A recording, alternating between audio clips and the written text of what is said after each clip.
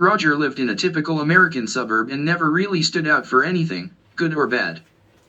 When he was in school, he was a pretty average student and wasn't really involved in any sports or clubs.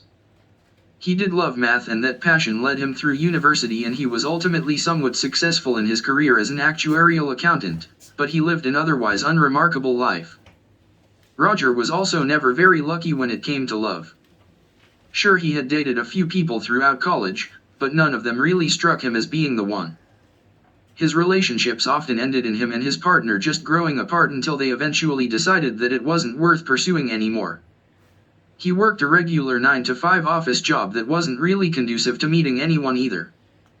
That is, until one day when he went to a local mermaid-themed chain coffee shop before work. He wasn't a regular there by any stretch of the imagination, but that day a new barista caught his eye. She struck Roger as being quirky, boisterous, and beautiful. There was one thing that caught Roger's eye, and that was the fact that she wore a thick green ribbon on her neck. While it stuck out, it did complement the uniform, so Roger didn't think much of it at the time. What he couldn't stop thinking about was her. He managed to learn that her name was Pam and that she was only a year younger than him. They had a lot in common. They had gone to the same university, had a lot of the same interests, and were even from the same hometown. It was actually more surprising that they hadn't met before. She had just started working at the coffee shop to have an income as she was between IT consulting gigs. That day at work, Roger could hardly focus on his actuarial accounting. He longed to see her so bad that he did something that he had never done before. Roger took a half day so that he could go back to that coffee shop and ask her out. She said yes, and things progressed fast from there. During their courtship, Roger never saw Pam without the ribbon. Roger tried to bring up the subject many times, but Pam always deflected the discussion, saying things like, "Oh, I just like it," or "It's not important," or "Don't you like it?"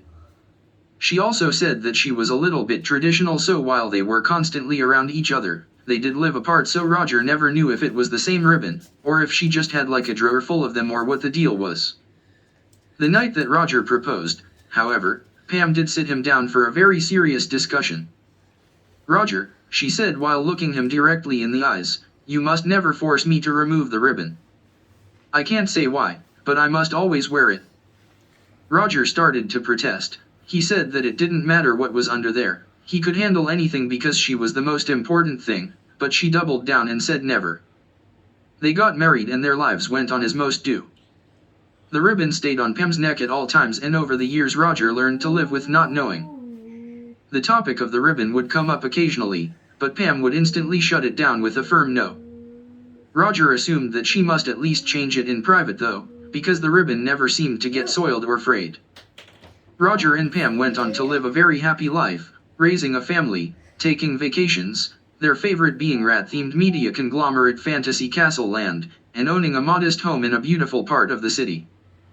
By all accounts, they had ideal lives together. That is until one day after all of their children had moved out. Roger suddenly found himself with tons of free time that he hadn't had in years.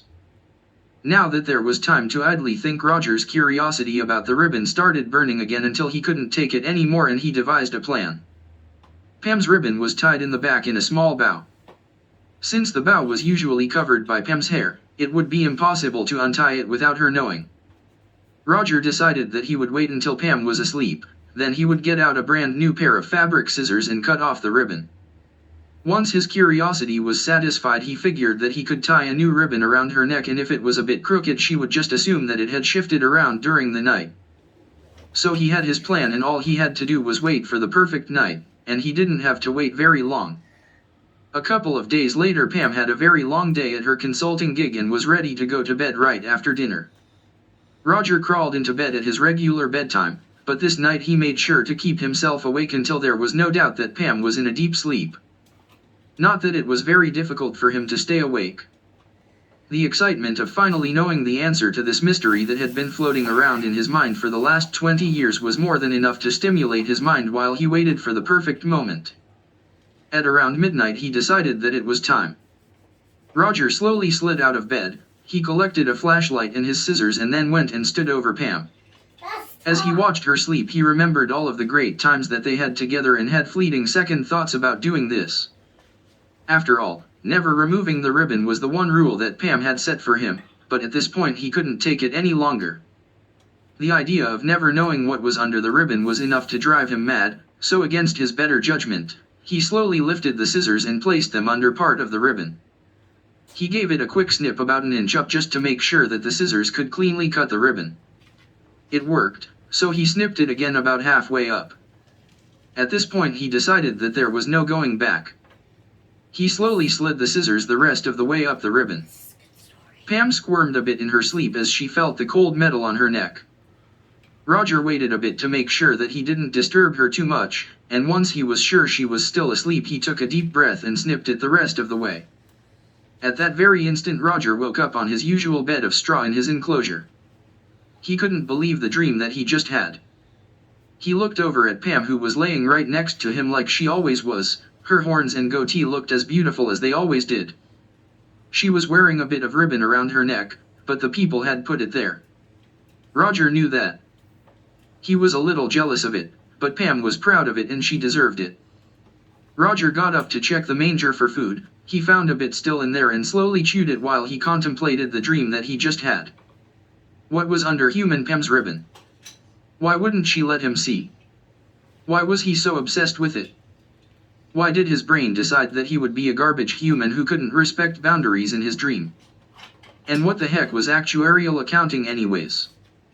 Why would anyone want to do that? After a short time pondering those questions he gave up, bleated softly to comfort himself, and then made his way back to his bed. He tucked his hooves in nice and tight and fell back asleep.